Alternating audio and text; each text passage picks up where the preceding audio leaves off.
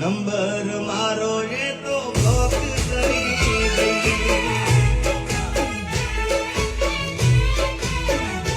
આ તો વખતની વેળા નડી ગઈ, સંબંધમાં તિરાડ પડી